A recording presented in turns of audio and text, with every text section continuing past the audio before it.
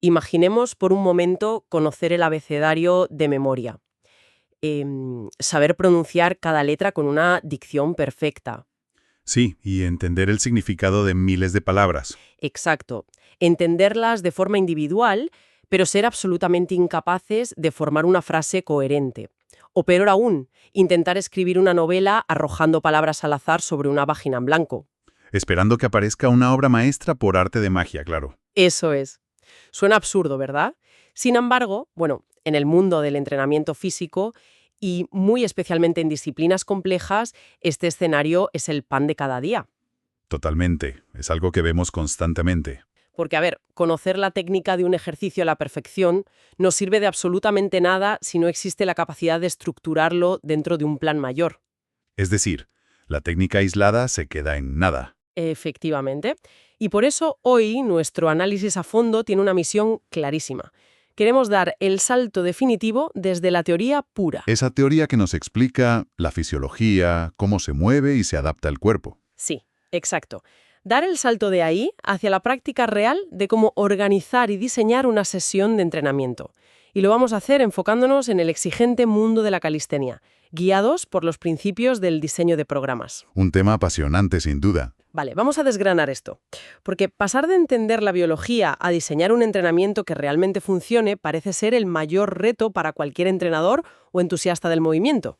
Es un obstáculo enorme, sí. Entonces, yo me pregunto, ¿por qué existe esa brecha tan inmensa entre saber cómo se hace un ejercicio y saber cómo programarlo? Pues, a ver, esa brecha existe fundamentalmente porque la teoría, por su propia naturaleza, lo que hace es aislar las variables para poder estudiarlas. Claro, en un laboratorio o en un libro de texto. Exacto. Pero el cuerpo humano, en la práctica real, jamás funciona de manera aislada. Al estudiar los fundamentos del movimiento o las etapas de adaptación, se observan, digamos, las piezas de un reloj desmontado. Se entiende a la perfección el engranaje A y el resorte B. Eso es. Pero en el mundo real, el entrenamiento es el acto de ensamblar ese reloj y hacerlo funcionar bajo presión. Y todo esto sin que ninguna pieza salte por los aires. Madre mía, qué buena analogía. Es que el error más común y destructivo en el fitness recreativo es esa falsa creencia de que entrenar consiste simplemente en elegir un puñado de ejercicios aleatorios. Ir al parque, sudar la camiseta durante una hora hasta no poder más y ya está, ¿no? Tal cual. Esa es la trampa del movimiento por el movimiento, y es fisiológicamente muy ineficiente. O sea, es confundir el agotamiento con el estímulo. Quien haya pisado un parque de calistenia seguramente ha visto a alguien llegar, mirar a su alrededor, pensar, bueno, hoy toca colgarse un rato. Sí, sí. Hacer unas cuantas repeticiones hasta el fallo muscular y marcharse a casa. Y marcharse con la satisfacción de haber sufrido un montón, creyendo que eso equivale a progresar. Pero es vital desterrar este mito de la improvisación. Totalmente vital. De hecho, el investigador y especialista en planificación deportiva, Tudor Bompa, documenta muy bien esto. Ah, sí, los principios de Bompa. Exacto. Según sus principios, el rendimiento y la adaptación biológica no dependen de la cantidad de sudor o del esfuerzo bruto. Dependen de cómo se organizan las cargas de trabajo en la sesión y a lo largo del tiempo. Efectivamente, la organización es la clave de todo.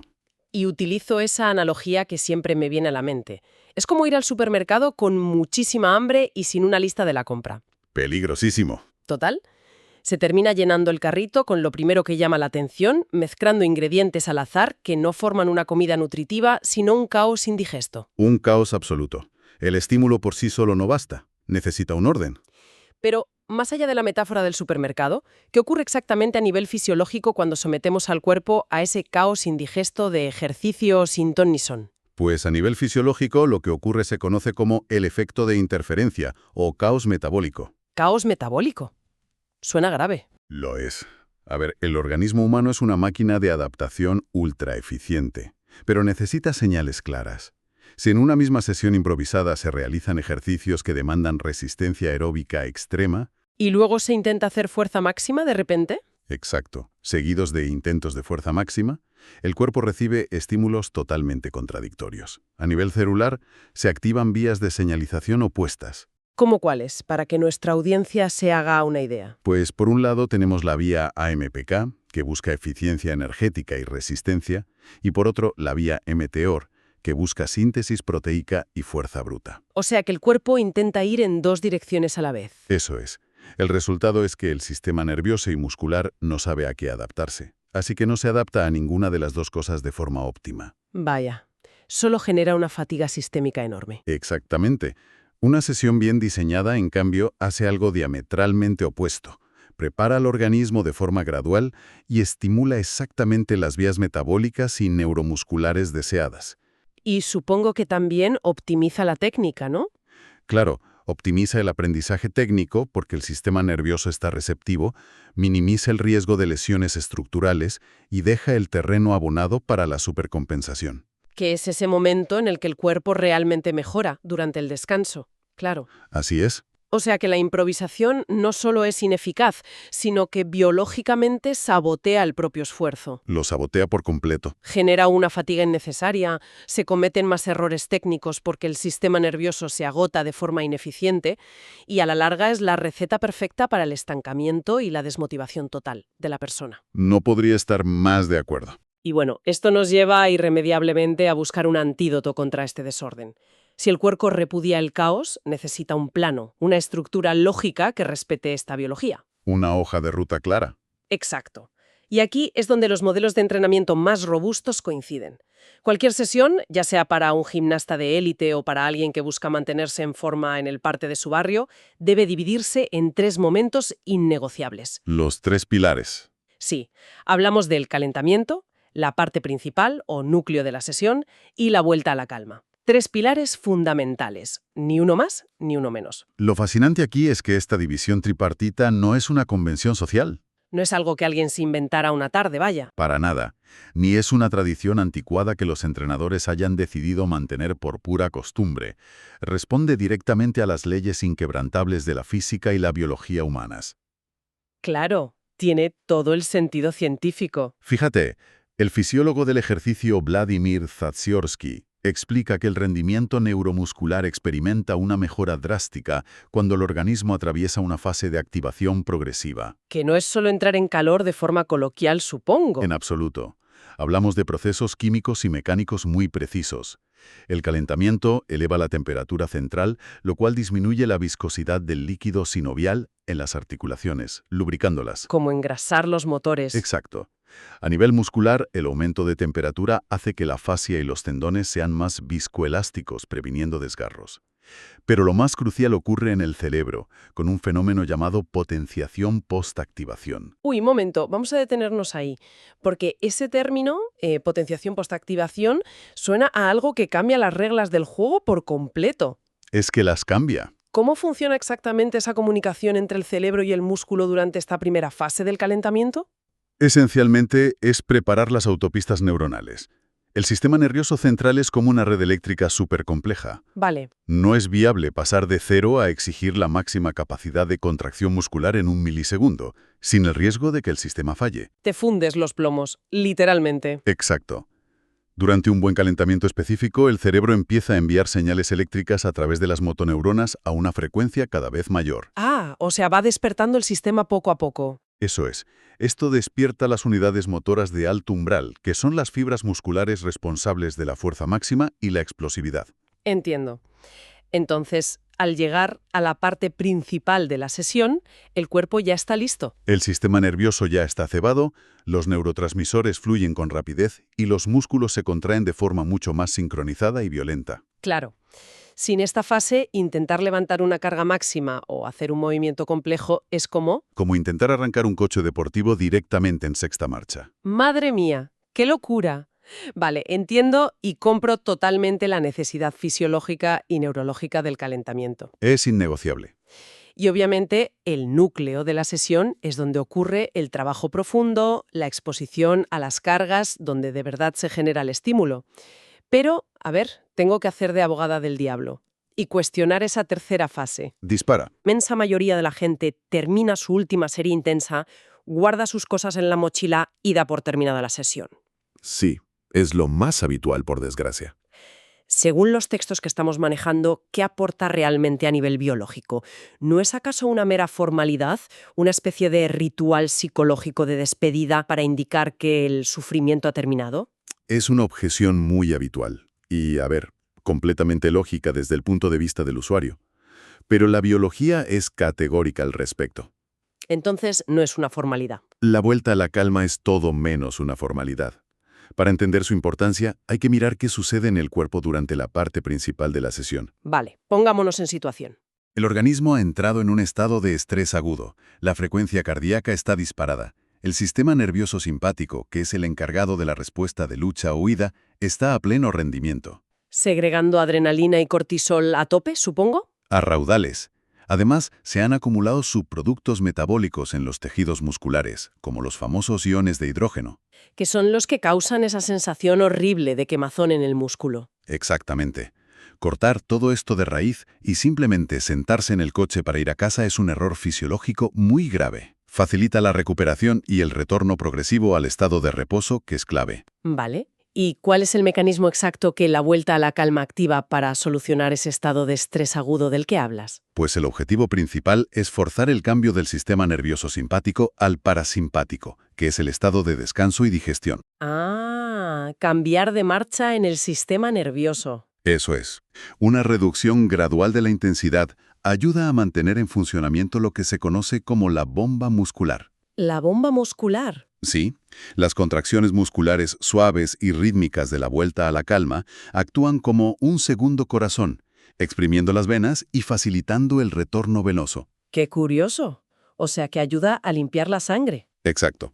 Esto acelera el aclaramiento de la sangre, barriendo esos subproductos metabólicos mucho más rápido que si la persona simplemente se queda quieta. Tiene muchísimo sentido. Y además, le envía una señal pedagógica y neuroquímica al cerebro indicando que el peligro ha pasado, permitiendo que los niveles de cortisol desciendan por fin. Vamos, que omitirla es dejar el motor de un coche encendido a altísimas revoluciones después de haberlo aparcado en el garaje. Tal cual, retrasando enormemente el inicio del proceso de recuperación. Aquí es donde se pone muy interesante, porque si bien esta estructura de 3 partes, con su activación neuronal, su estrés central y su recuperación parasimpática, es el plano universal para casi cualquier deporte. Sí, sirva para todo, ¿eh? Claro, pero cuando nos adentramos en la calistenia, este plano tiene que soportar un peso arquitectónico muchísimo más complejo. Indudablemente. A diferencia de un entrenamiento clásico de aislamiento, donde el objetivo puede ser simplemente empujar una carga pesada del punto A al punto B sentado en una máquina. Que es mucho más sencillo a nivel neurológico. Totalmente.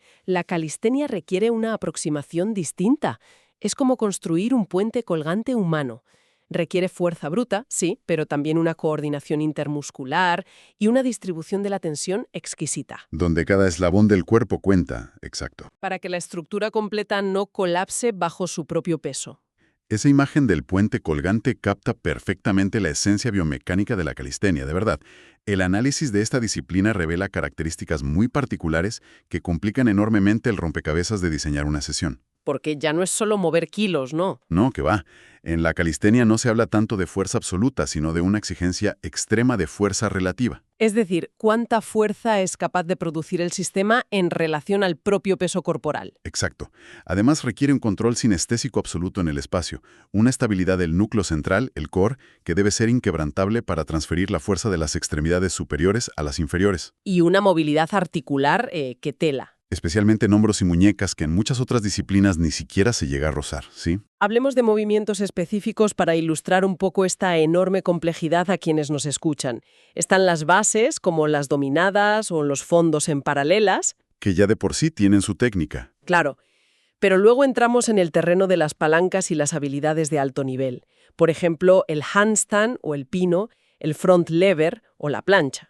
Palabras mayores. Es que cuando se observa a alguien ejecutar una plancha suspendido en el aire, paralelo al suelo, apoyado única y exclusivamente en sus manos, parece que la gravedad ha dejado de funcionar. Literalmente parece magia. Pero mecánicamente es un desafío colosal, ¿verdad? Es un desafío que lleva al límite la física de palancas del cuerpo humano. Madre mía, ya te digo. En una plancha, el centro de masa se desplaza drásticamente respecto al punto de apoyo. Los hombros, específicamente los deltoides anteriores, y los tendones del bíceps tienen que soportar un torque inmenso.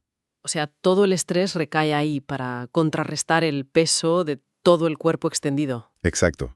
Y para lograr esa horizontalidad, el sistema nervioso central tiene que disparar señales a máxima frecuencia. Necesita reclutar casi la totalidad de las unidades motoras del tren superior y del abdomen simultáneamente. ¡Qué locura!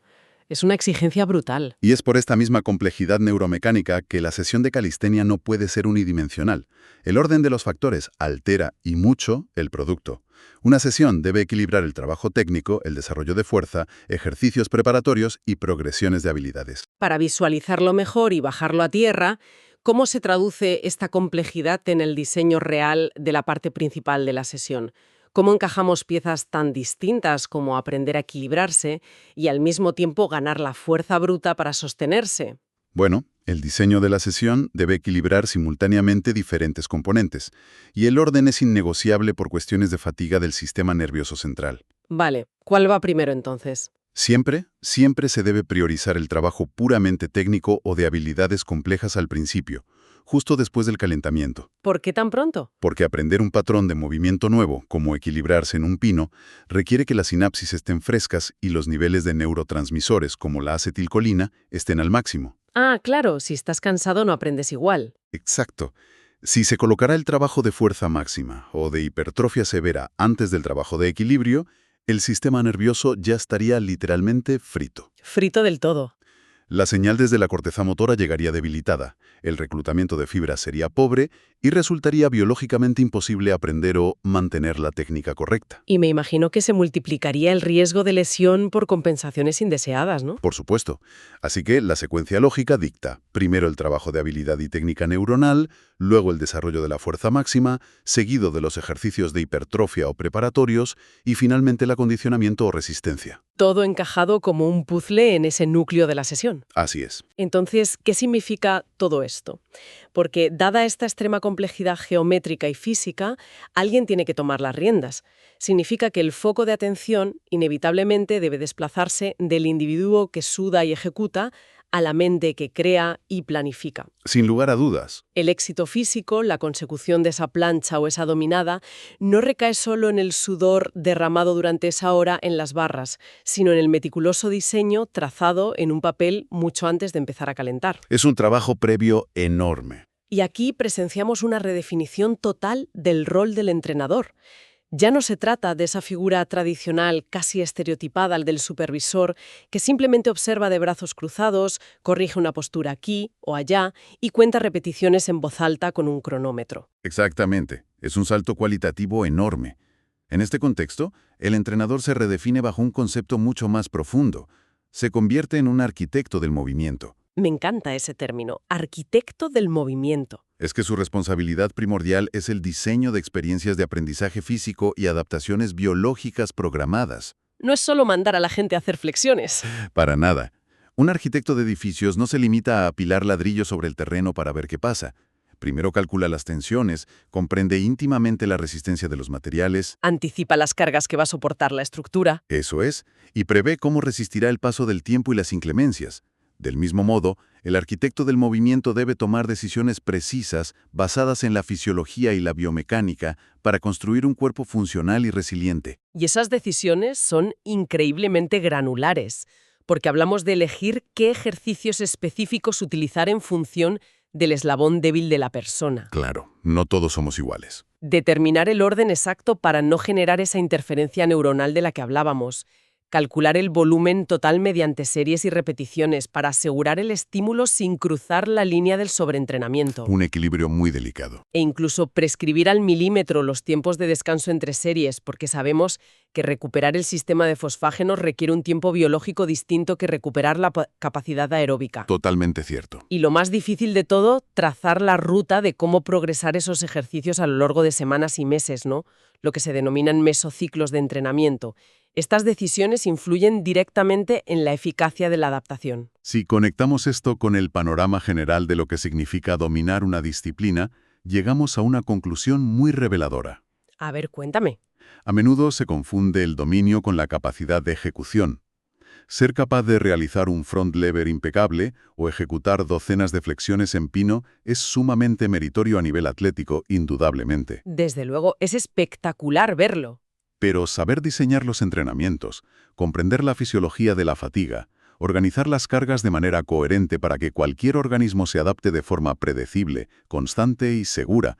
Bueno, eso es lo que define la verdadera maestría. Más que dominar ejercicios individuales, el aprendizaje esencial es este diseño. Exacto. La habilidad suprema en el mundo del entrenamiento no es el movimiento visible en sí mismo, sino la arquitectura invisible que hace posible ese movimiento.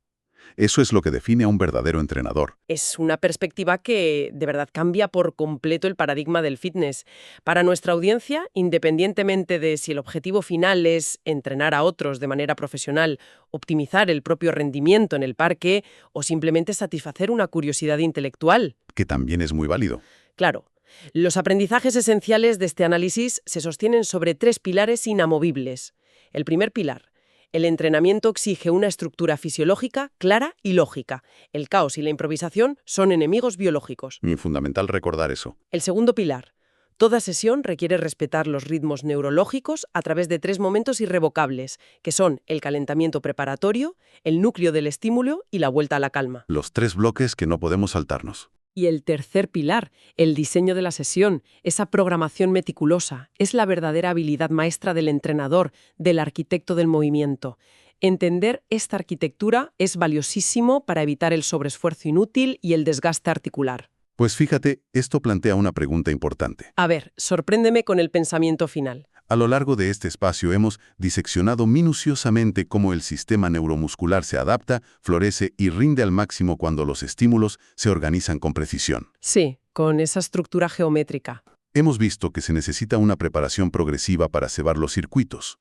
Un bloque central donde el sistema nervioso se enfrenta a la máxima complejidad antes de fatigarse y una vuelta a la calma indispensable para limpiar toxinas. Resumiendo a la perfección, sí. Pues, sabiendo que el cerebro humano, como órgano, obedece exactamente a estas mismas reglas biológicas de activación, consumo de neurotransmisores y fatiga sináptica, Ostras, ya veo por dónde vas. ¿no deberíamos empezar a aplicar esta figura exacta de la arquitectura del movimiento a nuestras sesiones de trabajo intelectual, de estudio o de máxima demanda cognitiva diaria? Sin duda, es una reflexión y una analogía potentísima. Quizás es el momento definitivo de dejar de improvisar también con la mente, de dejar de sentarse frente a la pantalla esperando que surja la concentración por arte de magia. Que es el equivalente mental a intentar levantar el máximo peso sin calentar en absoluto. Exactamente. Si la gente que nos escucha logra estructurar sus mentes con el mismo rigor que estructuran sus músculos, priorizando el trabajo complejo cuando las sinapsis están frescas e incorporando verdaderas vueltas a la calma mentales, los resultados podrían ser asombrosos. Yo estoy convencido de que sí. Ahí queda esa reflexión para que la audiencia la rumie y la explore por su cuenta, tanto en el parque de calistenia como en el escritorio de trabajo.